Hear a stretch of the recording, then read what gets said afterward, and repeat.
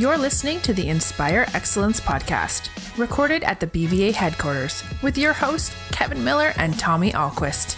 Each episode is focused on shedding new light on different perspectives to create dialogue that inspires excellence.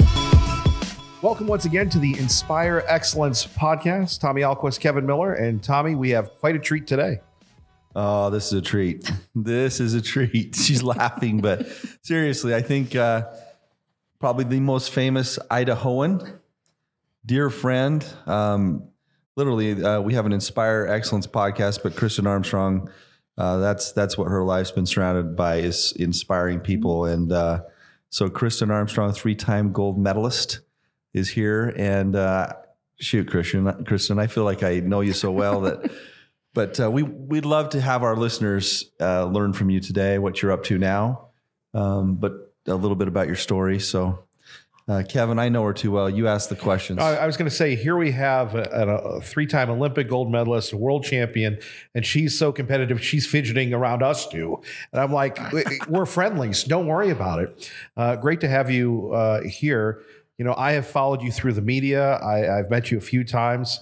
You know, it's a pleasure. It's a privilege. And thank you for being a champion for America. That is a huge accomplishment, and you are a role model. Talk a little bit about what got you into cycling. What was the beginning like? Wow, that takes me back quite some years. You know, I was always an athlete growing up since I was 5. It was my way of meeting people and getting out. And my dad was in the military, so I moved every 3 years. And the only way I actually made friends was to be active through youth sports. And I did what most kids did, which was I'd play one sport one season, and the next season I'd pick a new sport, and the next season I'd pick a new sport. I never really specialized. And I went through high school like that. I graduated from Okinawa, Japan, where my dad was stationed. And I always say I landed at the University of Idaho, because it was kind of like landing. I mean, think about going from Okinawa, Japan to Moscow, Idaho. It was definitely a transition. My dad said to me, hey, you need some 501 jeans. And I was like, I'm not wearing 501 jeans. He's like, you might want to rethink that, because when you go to Moscow, Idaho, it's going to be different than what you're used to in Japan. And it was not till Thanksgiving I came home and I'm like, Dad, I need some 501 jeans. I had to go to a thrift store then, because they don't, you know, now you can just buy those washed ones. But so I graduated from Okinawa. You didn't get recruited, you know, like most kids would if they were an athlete. So I went to U of I. I walked on the track team my second semester, my freshman year. And I spent that spring, that summer training, and that fall I went back my sophomore year, and it was just really difficult. I wasn't enjoying what I was doing. And I actually just decided to quit. And it was probably it was the only thing I'd ever quit in my life, which was, my sophomore year in college. And it was all about having a good experience and having fun. And I was no longer having fun. And so I quit, and I continued my college days just playing intramurals. And then I graduated from college, and my first job out of college was I helped build out, and I was the aquatic director at the West YMCA. And at that time, I poured everything in, basically my heart and soul, into work. This is what you do when you graduate from college. And I didn't take care of myself. And so I'll never forget, one day I looked in the mirror and I was like, wow, no one's telling me to go to practice anymore. No one's telling me to exercise anymore. And so I felt like I needed to make a life change. And I actually decided I was going to ride my bike to work one day. And I had this mountain bike. It's like fluorescent green, like knobby tires. And I lived in the North End. In the West Y, I mean, it's, you know, obviously I think it was about 8 miles from my house. And I was like, okay, I woke up one morning, I'm like, I'm going to ride my bike to work today. I did. I made it. And I got to ride home. I was like, there's no way I'm riding home today. So it took me a few days to ride my bike back. But really, I was no different than anyone else. When you asked me what got me into cycling, it was really that moment of I wanted to make change I wanted to be healthy again. I didn't feel like that healthy Kristin I was. Okay, though, and Tommy, jump in here, though. That's quite a leap. You're going from fitness, which is great, which is wonderful, to the Olympics. Yeah. Did you wave a magic wand? What happened there? Yeah. What got you into being the best in the world? It's pretty crazy. So part of my fitness plan was I just thought I would start swimming and doing some cycling, like cycling meaning I would call it biking back then because I was really just commuting to my work. And then I have a background in running. So I thought, why not just, my friend challenged me to a triathlon and where you swim, bike and run. And I swam and I did pretty well. And I got out of the water and got on my mountain bike and I had my cages with my tennis shoes. And with my competitive mindset, these people got on these bikes that were like the real deal. And they just started screaming past me. And I was like, who are these people? And my mind said, well, it doesn't really matter because I don't have to change my shoes in transition. I already had the right running shoes on. And I got off the bike, started running, and a mile into it, I had to walk the rest of the way. And then I took about a week and a half off because I had exerted myself too much. And that was several years after college. And so you can see my competitive mind really took me to that next level. So I started competing in triathlons locally. I started going outside of the state, competing.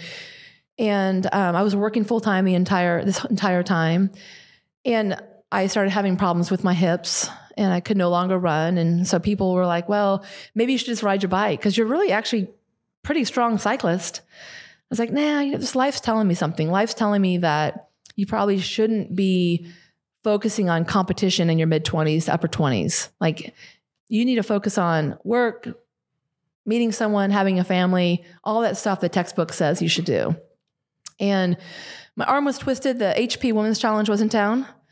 And a local team called Goldies had this local token team, and they got invited to compete with the best women in the world at the HP Women's Challenge.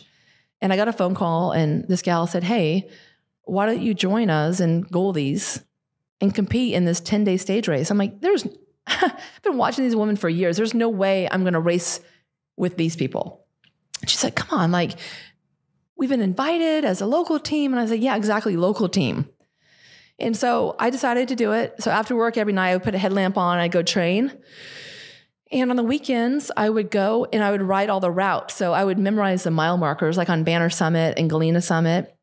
And I memorized the mile markers so that when I got dropped, meaning when everyone was much faster than you and you got left behind, I knew where I was.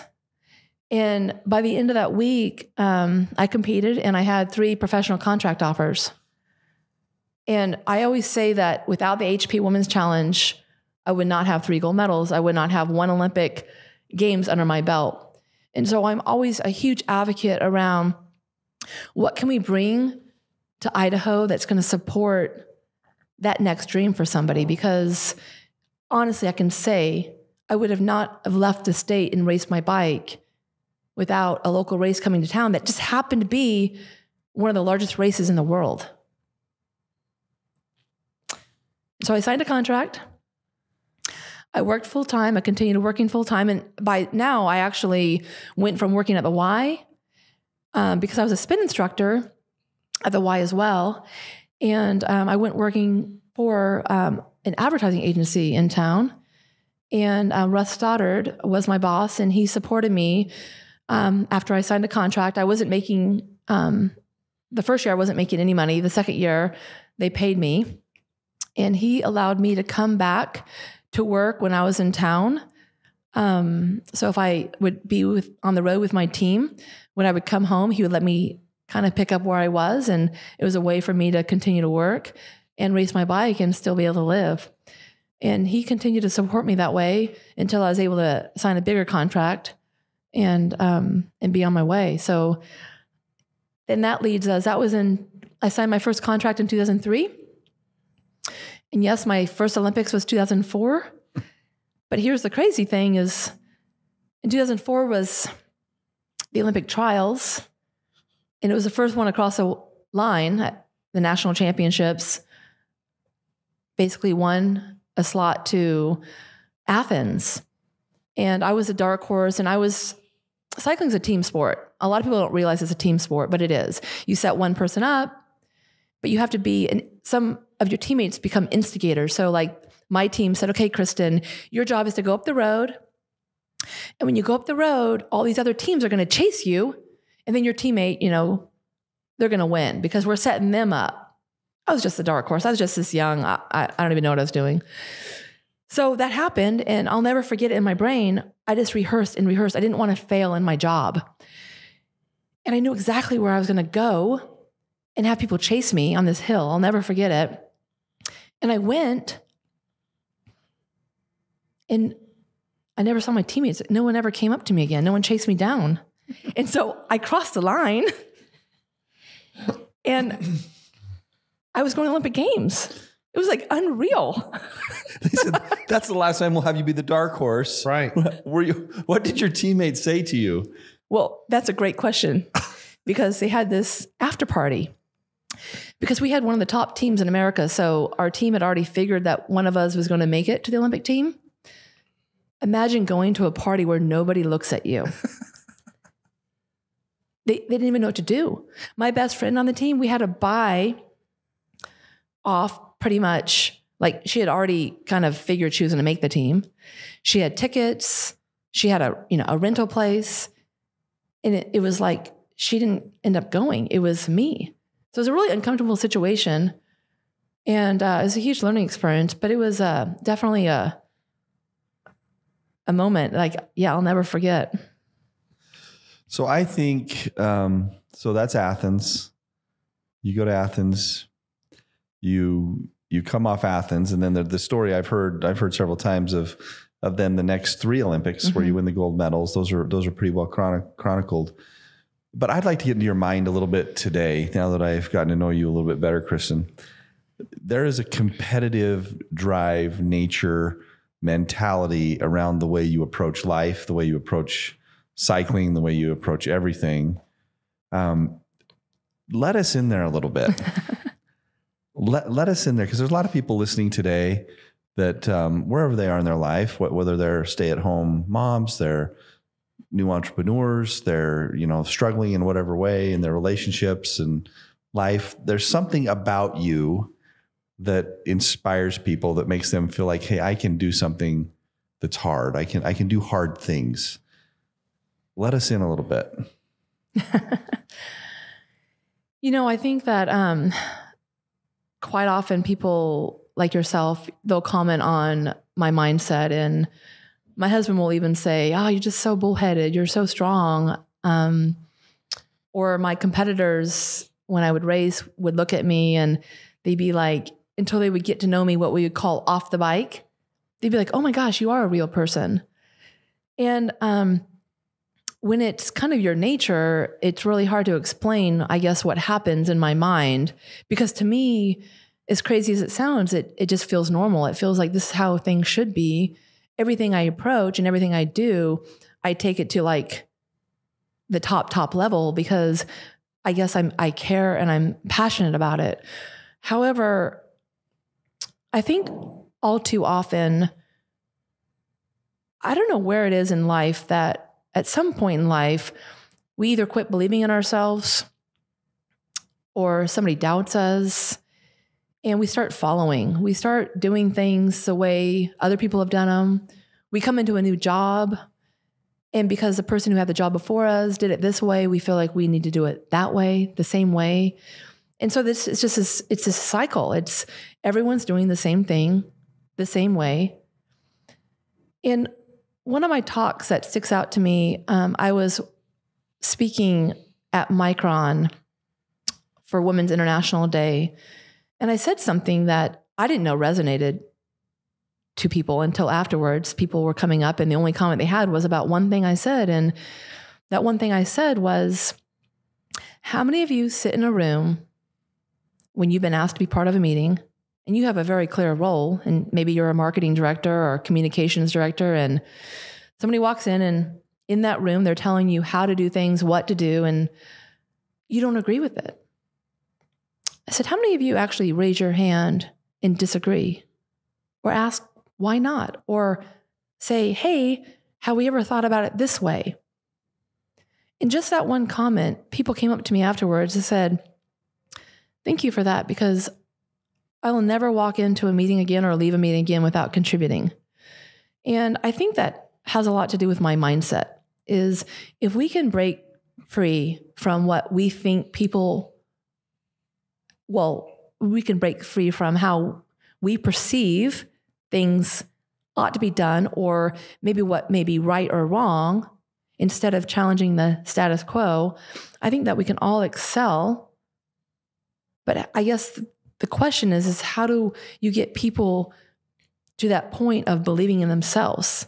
And I always go back to what happened in that transition in life. Why is it that some people like yourself, Tommy, can go out in this community, in this state, and make change happen?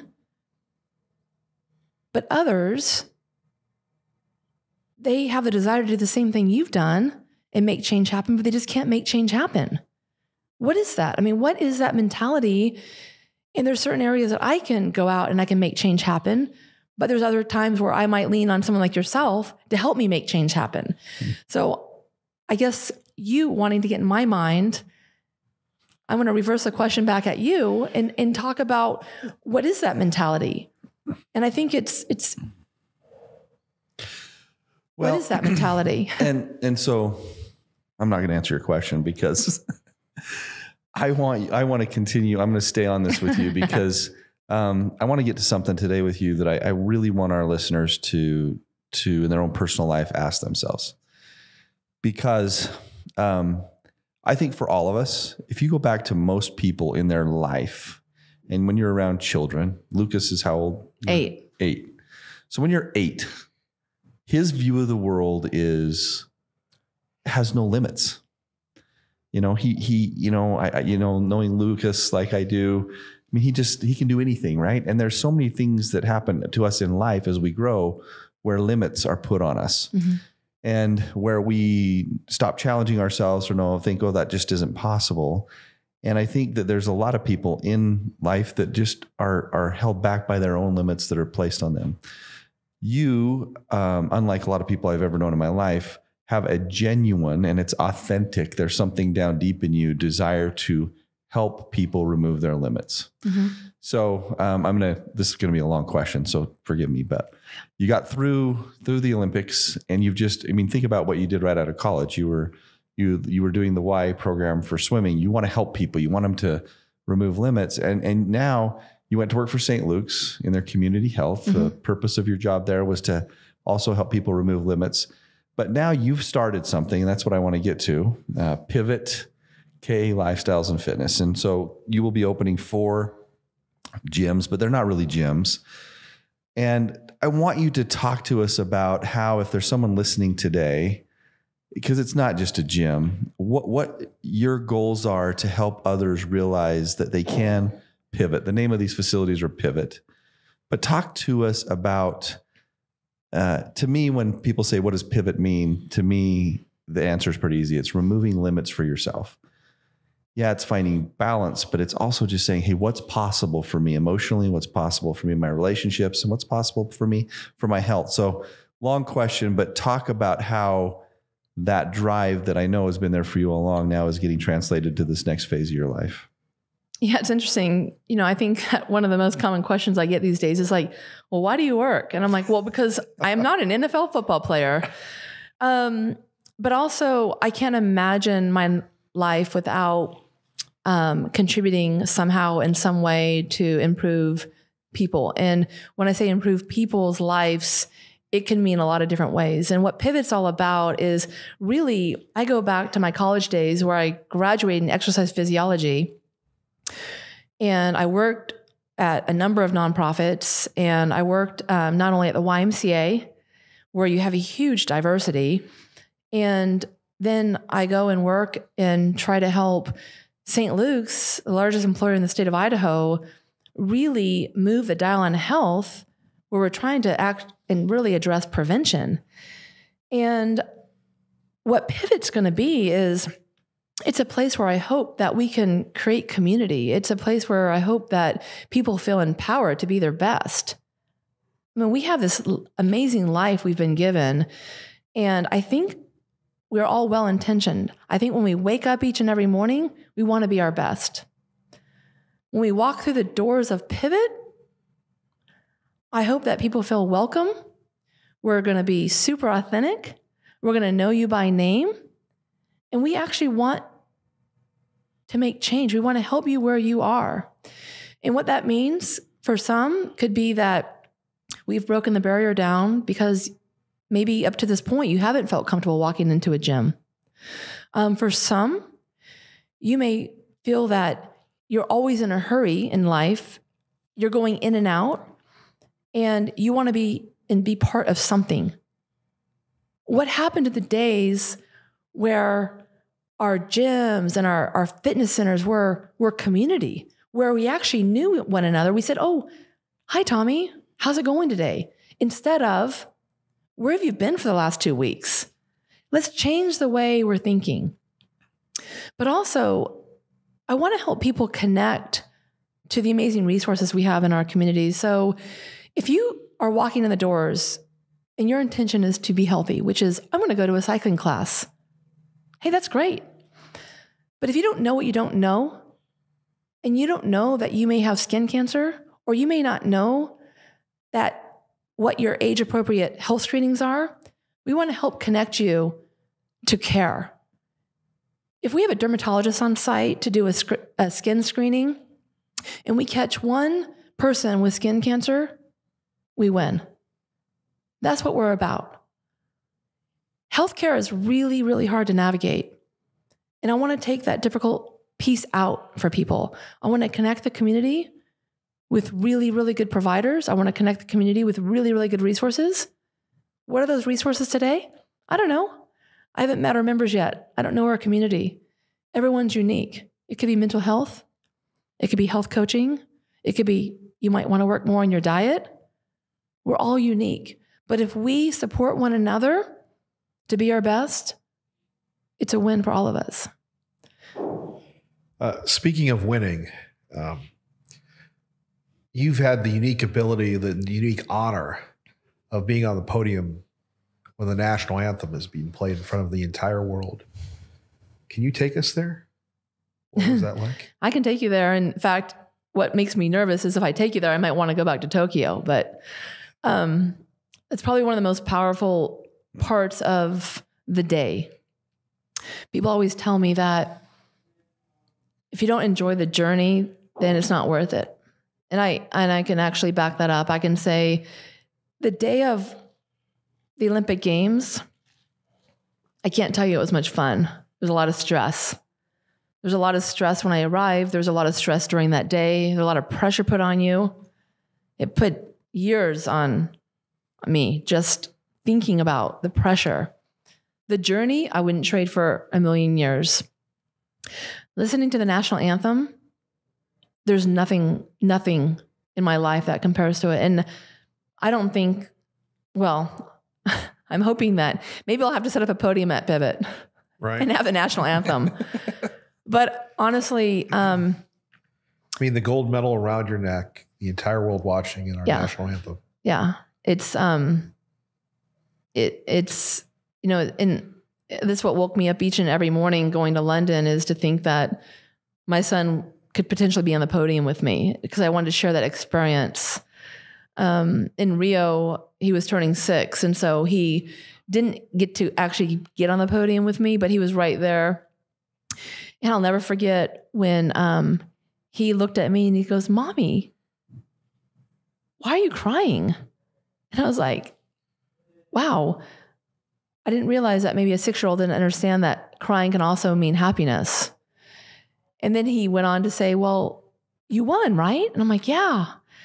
And then he went on to say, "Well, it's too bad you didn't get a different color medal, because you already have 2 of the other ones." And so, but going back to the national anthem and the podium, I think that's what I struggled with. And when people are like, "Well, why do you make another comeback? What do you have to prove? Why would you take that kind of risk in life to come back after having a baby, after having multiple surgeries?" And when I think back about that, I couldn't answer this 4 years ago. But as I think back on why I went back to London and why I went back to Rio, it's because I don't think I knew in life anything that would ever match what it felt like when I won in Beijing. I wasn't being stretched. I like to use the word stretched. I wasn't being stretched enough in my life. I always felt like I could give more, and there was nothing more I can give or do or challenging as the Olympic Games were.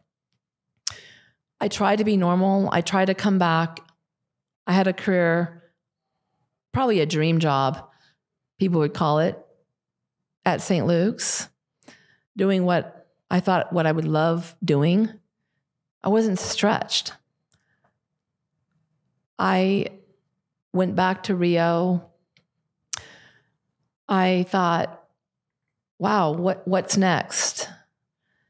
And it wasn't until this opportunity to build fitness centers and to actually improve health and to do it with the vision that I've always had, along with the team around me, I haven't felt this stretch since training for the Olympics. And so I think that you can look at being stretched as a good thing, positive, or you can think of it as a negative. And that's just the way you look at things in life. And there could be, we can call it stretched, we can call it being stressed, but there is good stress, because if you look at the outcome and you actually have a plan and you map it out, you know that this journey that we're on right now to be successful and to make change, this is what it takes. And I know I'm in the right place now because, number one, when Pivot is successful, it's not going to be a gold medal for Kristin Armstrong. It's going to be a gold medal for the state of Idaho, because I promise you that the way we're going to look at your health as a member of Pivot, in the community that we're going to build, in the culture that will be set, it's going to change the way people look at health. We're going to make things a lot easier. We're going to make things a lot more fun. And I think that people are actually going to see change.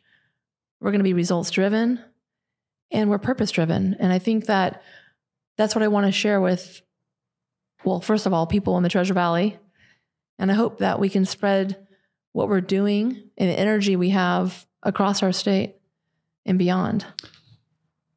Can I ask you, as I'm sitting here listening to you right now, one piece of your life that may not be as public, and but I've seen it now firsthand almost every week, is your relationship with Joe. So Kristins' husband, Joe, is engineer. And you know, all the jokes about engineers, they're all true. He's the stereotypical engineer, right? He is so engineer. He's such an engineering mind. But an incredible human being. And I watch the way the two of you work together, and I think about all of the Olympics that he was there by your side, right? Mm-hmm. And I've heard you talk a little bit about him in that context. And now I'm watching the same thing on this business venture that you're in together. But can you tell me a little bit about what Joe has meant to you and means to you? Yeah. So Joe, you know, it's kind of funny because, you know, we've been married for 11 years now, and it's interesting because it wasn't too long ago. He looked at us and he goes, "Yeah, we do have an interesting relationship, don't we?" I'm like, "Yes, we do." But when I say interesting, there's not often in life do you find a partner that, and I'll go into the male-female thing. To see a guy who also is competitive, who also has his thing, basically put everything aside and fully pour all support into 12 years of me going time after time to the Olympic Games, is selfless. I mean, what he's done to support my success is, people may look at like, you're just lucky. That's amazing. It's actually, it's unique. It's not often do you hear of the support, this kind of support. In this sporting world, a lot of times when you have a male and a female competing at a similar level, or even just competing, we always say there's only room for one in the house because of that intensity. And typically, unfortunately, there's a lot of times where a female's career might be put on the back burner because the intensity of, well, the guy wants to make it. But Joe's different. Joe couldn't be more proud. He always is the guy in the background. He's the buffer. He's the one who walks in and I need to save Kristin from this conversation right now. He spent countless hours meticulously dialing in my bikes. So now fast forward into this partnership we have, he's working with me daily. He was working, had a normal job once again as an engineer. I came to him with this opportunity and immediately there wasn't a question. He said, well, I can see how much is on your plate right now. I can see the stress. I can see how bad you want this. And I can see the passion you have behind Pivot. He's like, do you want me to help? And I was like, well, I don't even know how you can, I don't even know what help I need right now. I just need a team. And it wasn't but a month later that he came to me and said, I'm going to quit my job. So once again, it was no longer about him and having his own thing. It was saying, how can we support one another and how can we make this successful? Because it doesn't get much more fun than doing something. Yes, again, we're stretched. Yes, again, we're stressed.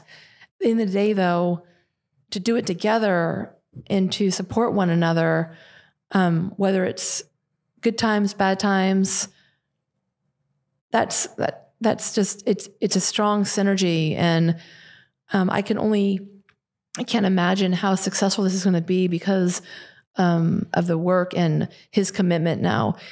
He's left his job 2 months ago, and the commitment he has, it was day one. He stepped in and he was like, hey, on this side of Pivot, he's like, I just want you to start CCing me. And then eventually I want you to basically be off of this. He goes, I want to be the new communication point for X, Y, and Z. It was that whole engineer brain and him stepping forward saying, these are my strengths. This is what I want to do. Let me do this. And so that's how it's been. And the team we formed to actually bring the first facility off the ground, off of 10 Mile, I couldn't ask for a better team, and he's part of it. And so once again, Joe's just selfless. I joke around because he's engineer, but he's also from Horseshoe Bend. And so I'm like, he has a little bit of everything in him. He went to U of I as well, but he was before I was up there. We met, way well after college. But how'd you meet? Well, we met. I was struggling with a prior relationship, and I had some friends say, hey, these local cyclist guys are having this kind of kickoff to the season party, and it's going to be at Joe Savola's house. You should come. I'm like, I'm not going to some guy's cycling party. Like, no, thank you. And they're like, no, seriously, like you need to come. And, he's having this big party and he's invited the women's team. And I'm like, I'm not interested. And my friend's like, I'm going to pick you up. So she picked me up and I walked in his house and I was like, I didn't know Joe was married. And she looked at me and she's like, he's not. I go, well, some chick lives in this house because guys. So Kevin, I got to tell you, guys don't live this way. He is the most meticulously clean person I've ever known. He vacuums the house at least once a day. Well, we also have a carpet rake. Yeah. And carpet rakes and the guy's garage. So like there's clean and then there's Mr. Clean. Yes. He's Mr. Clean. He is. And that comes from being one of 8 kids. His father passed away at a young age. His mom never was remarried. And so she had to run a very tight ship. And so he always learned that when he got something in life, if he didn't take care of it, he didn't get a second something. And so he's always had that thought of, hey, if I own it, I'm going to take care of it. So anyway, I went to his little get together and learned that he wasn't married. And I didn't really realize this, but that weekend when there was a local bike race, he said, hey, can I take you to dinner? And I was like, sure. Okay. And I went home and I was like, yeah, we'll see if this guy calls me. Cause typically, they'll say, let's take you to dinner. And you never hear from them. And it was like 4:00. He called me. I'm like, this is strange. Like, here it comes the engineer type. He's calling me way before dinner. And he actually like followed through and picked me up and opened the car door for me. And I was like, this is strange. And I was like, oh man, it's one of these guys. It's the guys that I don't date. I'm like, those guys that like, or gals where you're like, yeah, you're just a better friend. Like you're just kind of a nice guy. Ooh, the friend zone. Ooh. Yeah. And so I learned it was good timing for him to come in my life because you can only go so long with being treated poorly in relationships. Yeah. And so a nice guy came around, and if it was when I was in college, I'd be like, yeah, no, yes, but no thank, yeah. But I learned that in life, it's much better to have and be married to your best friend and someone that's kind to you than, always kind of running and kind of going with those challengers. Sure. There's a great song, Whitney Houston, One Moment in Time, When I'm More Than I Thought I Could Be. Can you give us an example of that? And for people that are struggling right now, listening to the Inspire Excellence podcast, what would you say to them? I would say that in life, I think that we all have ups and we all have downs, and we can perceive and we can make people's stories whatever we want them to be. But no matter what, I always say, never let anyone tell you that you can't. If you surround yourself by people that believe in you, you'll believe in yourself. And I believe that we were all born with a gift to believe in ourselves. And there's times in life where that's taken away from us, but it can be given back. But the only way it can be given back is to surround yourself by people who believe in you and they bring you up.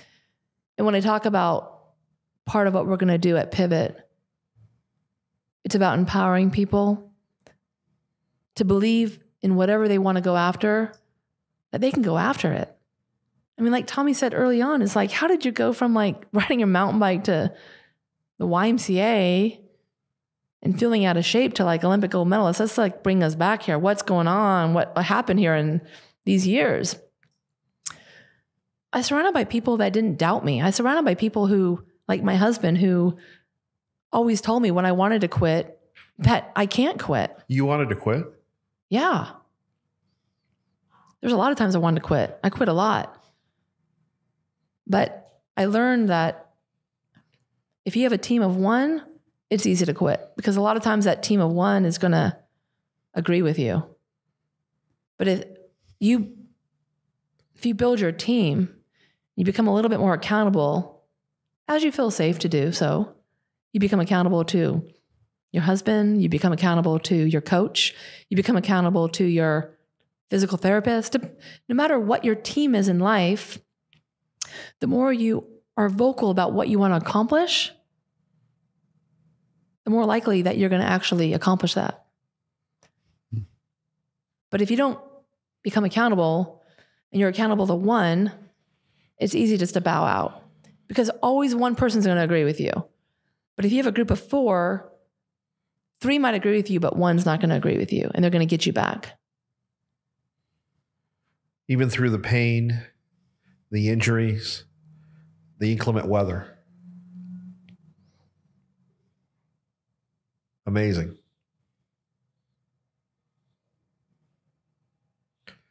Well, Tommy, do you want to say anything or? Well,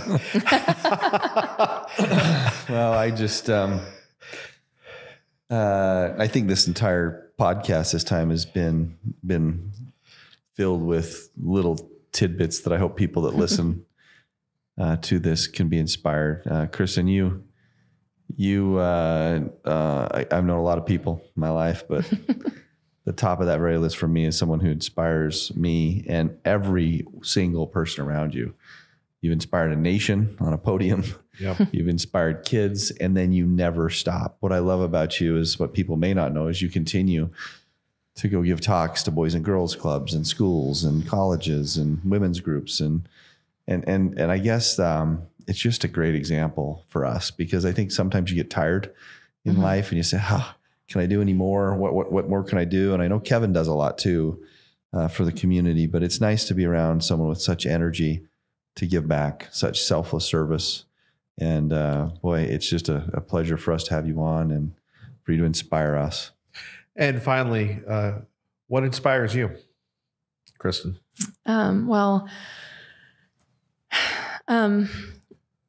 I have a couple of things that inspire me. And I think that first and foremost, I can't not first mention riding my bike for hours.